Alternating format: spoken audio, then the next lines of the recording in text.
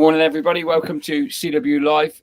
Chris Webb, Head of Communications. Obviously, Dave Ward, our General Secretary. We're down here in Portsmouth. We've just seen a hell of a picket line here, Dave. Yeah, brilliant, wasn't it? Yeah. And we're also seeing all of your images from around the country, videos from around the country. Absolutely inspiring. The support is rock solid once again.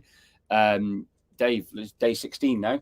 Of a bitter and prolonged dispute with the employer. Any initial message to the members and reflections on today so far? Well, the reflections on today again, just meeting our members.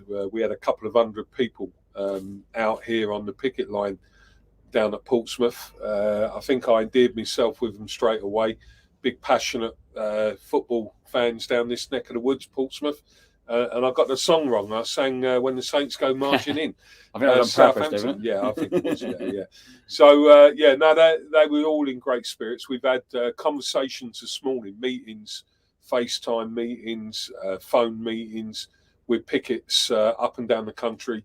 And people are definitely in a place where, one, they understand how serious the issues are. They understand what the issues are, what the main issues are now. And there's no support whatsoever for Thompson and their plan for the future. And that will be building huge pressure on the company. It's not just about the backlogs at Christmas. The reality of how we'll win this dispute is because they've got a plan that we don't support, and they cannot implement that plan without the support of the workforce. Royal Mail is too big a company.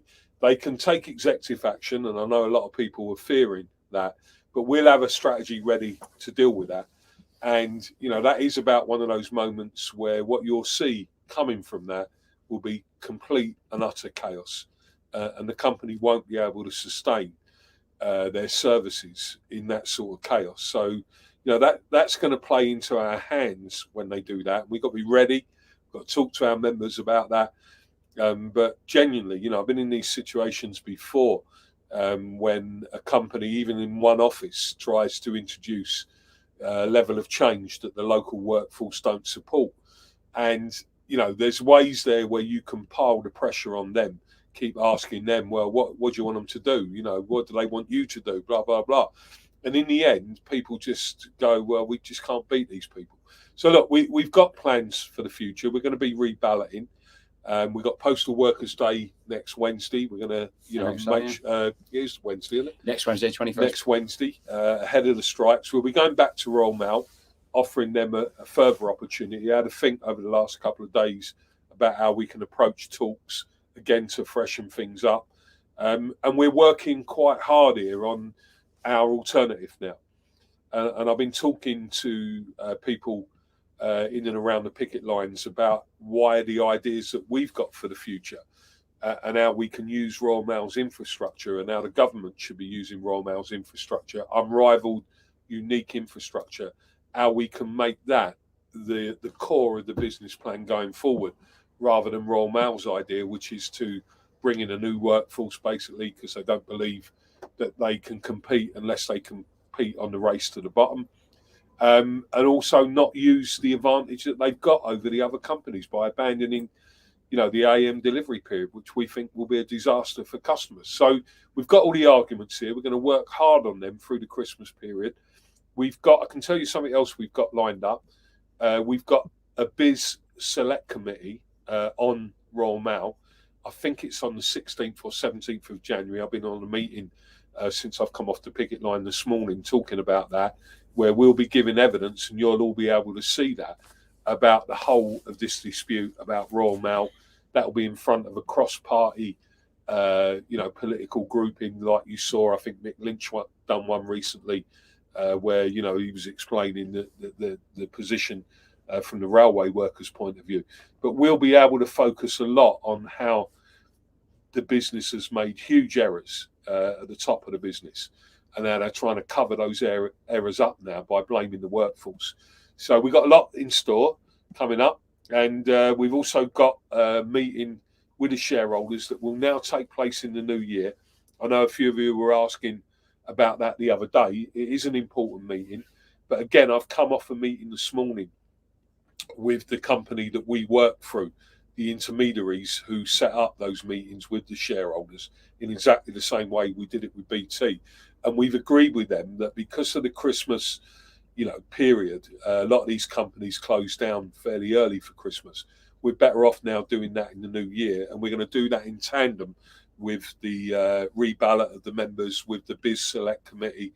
So we'll have all of this ready. You'll hear from us. We're going to do a pamphlet as well about our alternative that we're going to send to every single MP in the country, and we're going to get you guys behind that and send letters to your MPs as well. So from where we're sitting at the moment, great support today. The resilience of our members is inspiring. There's rallies going up in Scotland. Wish Andy, Davey, and all the team up there working hard to talk to the members up there who have turned out in really good numbers up in Edinburgh today. So yeah, I mean, the membership have been brilliant.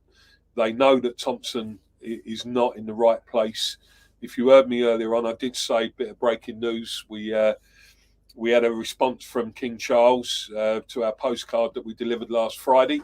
And he said that he's waited 73 years to have his head on the stamp of Royal Mail, and that he's called Thompson, summoned him in and said to him, unless he agrees with the CWU, he's going to banish him to the Tower of London. So, yeah, a bit light-hearted stuff there, but actually, don't rule that out. So, look, we've got lots of different angles that we're pushing forward with. And, we just want you to carry on supporting each other, support the union. We'll beat Royal Mail in this dispute. We'll get an agreement that you deserve and also that the customers deserve, because what Royal Mail are planning is not a future for any of our workforce or a future for customers that people in the UK want or need. Thanks, Dave. Spot on, buddy. I mean, we won't keep members long, but I think they're like us. They're warming up. Well, I have to say, in the back of this van where Dave makes me sit for long journeys, it's colder in the back than it is outside. But I get to sit in the front. It's a bit warmer up there. Yeah, he gets the celebrity seat, doesn't he? It's one thing I wanted to touch on. I know you've touched on it a little bit there. Is like the images coming in and everywhere we're being, and we're trying to get out as much as we possibly can. Like you said, Andy and Davey are out today. Our officers are up in Scotland. Mark Bolch has been touring around the Southampton postcode area. And all our executive and that around about. We spoke to Steve Halliwell earlier on, didn't we, in Sheffield? But the picket lines seem to be getting bigger. The support more resolute and stronger. We seem to have. And the other thing that's apparent, because now the length of the dispute is, we started this in t-shirts and shorts in the middle of summer, and now we're deep into winter, and people's spirit is just unbelievable. It's humbling, isn't it? It is, and when you get to speak to people individually, as we always do when we come down on these picket lines, and they tell you about, their own struggles, but they also say to you, how strongly they're supporting this and how much we cannot walk away from this. And I saw one comment on there where someone was saying, like, this is going nowhere. Well, actually, part of a dispute is we really do have to dig in. This is a kind of dispute, and I've tried to explain that in the media, that I think is probably the most bitter that we've seen in decades in the UK. And there's a number of reasons for that, obviously, because the company itself has got a group at the top who don't believe in the service that they currently provide and want to take us into another parcel career. That's not modernisation. That'll be a backward step. But in disputes, the longevity of the dispute is crucial, and we've got a plan for that. There's no getting away from that. Our message to you is we're not walking away from this, and we will come up with other ideas.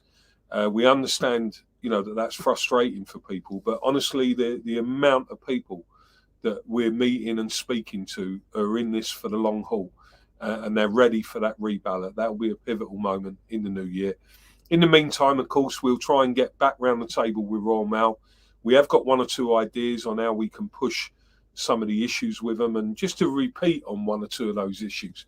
It can't be an unreasonable request for a company like Royal Mail to agree that before it makes redundant workers who have been loyal workers for years and years and years, that it actually lays off agency workers, that it doesn't recruit self-employed owner drivers to replace the existing workforce, and it doesn't recruit workers on lower terms and conditions.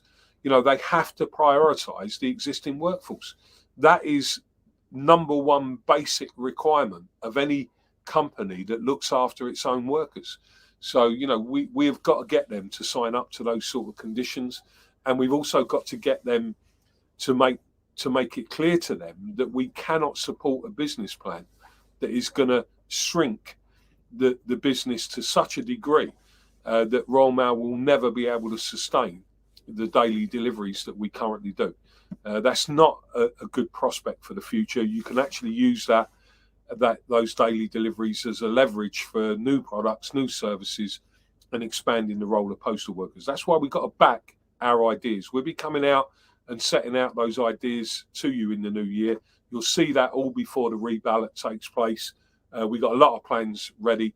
We're in it for the long haul because it's so important that we win for you, for customers, and for the future of Royal Mail.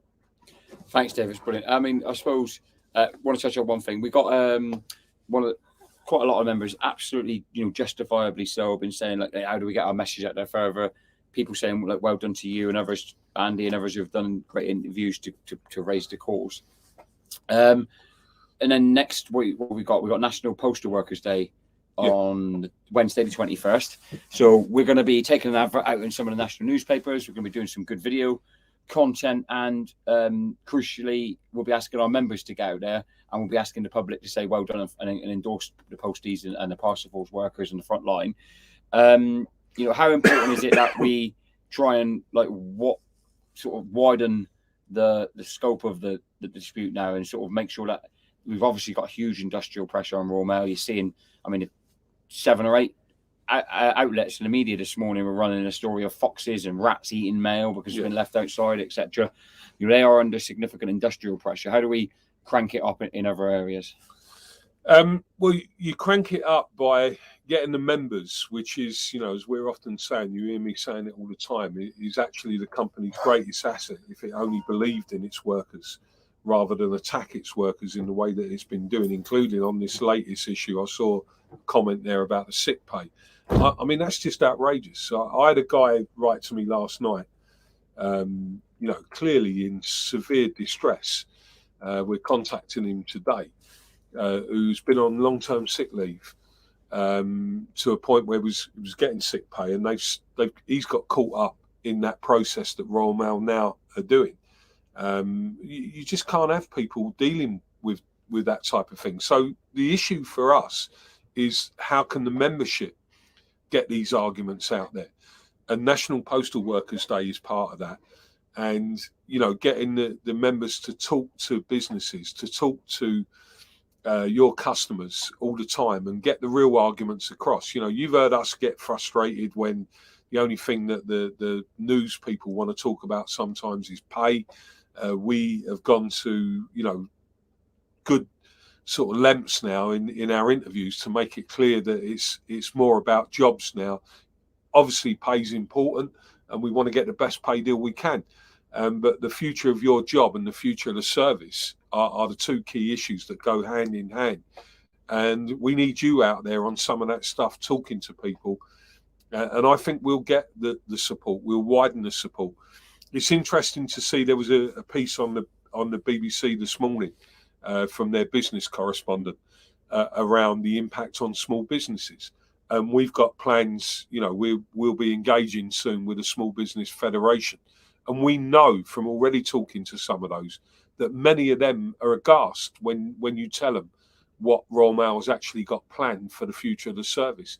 That they're not aware of these things, that they want to push deliveries back, up to 3 hours, where people won't even be starting till about noon. It's a crazy business plan for the greatest, company that delivers in the UK to everywhere, to suddenly give up that advantage that it's got. So, we want you out there talking about these things. We'll be giving you leaflets and that you can send out. There's so much going on at the moment. Every day seems like another day. No, it's hard, guys, really do. But your strength will see us through in the end. There's nothing more than that wins the dispute at the end of the day. They're trying to make your lives a misery. They're trying to make a climate of fear in the workplace. And the only way you beat that is having the courage to continue to stand together and to continue, as we are as a national union, to take the employer on until we get the agreement that we need. Thank you, Dave. Thank you to everyone who's piled in to the comments and shown support. It's been absolutely inspiring. What we're seeing on the comments is what we're feeling around the country is that the pickets get bigger, the pickets get stronger, and the support only increases. So take it easy. Thanks very much, everyone. I'm sure you'll be seeing Dave really, really soon.